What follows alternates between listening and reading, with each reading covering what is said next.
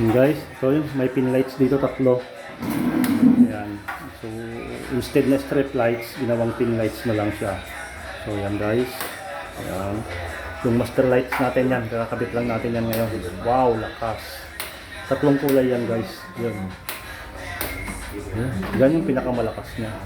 Tapos yung, yun nga yung ano pa dati pa.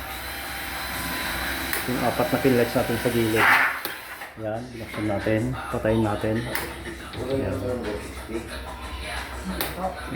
Patayin natin yung master light. Pin lights, yung apat sa gilid. Tapos tong tatlo. Yung, oh, see? So, testing naman natin sa kabila guys. Yung dine. Yung dine, siyempre, una, pinakataas na switch na. Yan. Yan.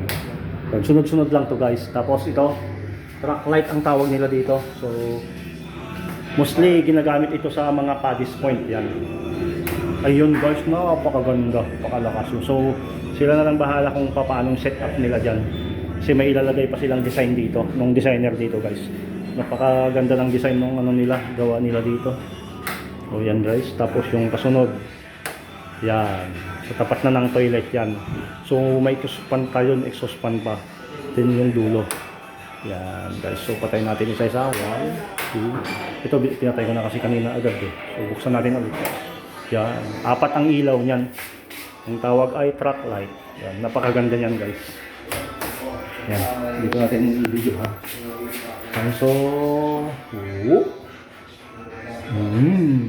So ang gagawin natin guys, mag-aabang na lang tayo doon sa second floor. So hindi pa natin alam kung kailan.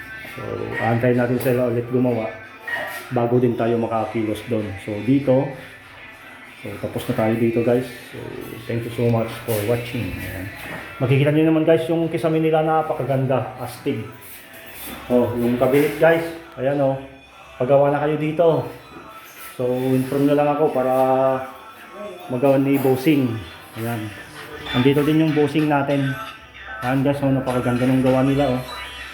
So, ayan. Kita natin pero makita nyo. Ayan. Ang ganda guys. Ayan o. Diba? Nakita nyo naman to yung sa mga previous na ano, post ko. Diba? Wala pa tong ano dati. O ginagawa pa lang. Pangit pa siya tingnan. Ngayon, napakaganda na guys. Ayan, papasok tayo. Ito yung kwarto. Nandito tayo sa kwarto ngayon. Ito yung sa may master light na. Tapos yung ito lang siya makakalit kasi siya yung space. Pagpasok mo dito, dapat dito banda na. Ano na, banyo na dito, banyo. So ganun lang siya guys. Pero tingnan mo naman yung mga lagay ng gamit. Napakaganda ito, hindi pa tapos oh. Imamasilya pa yan. Pipinturahan pa. Ayan, hindi pa tapos yan. May mga pinturan pa yan. Pero napakaganda na guys. Ito, kakabitan ko na yun ng ilaw yan. May ilaw pa yan guys. So ito yung kakabit ko siya. So kakabit ko na ngayon. Yan, may ilaw yan eh. Pero gusto nila may switch.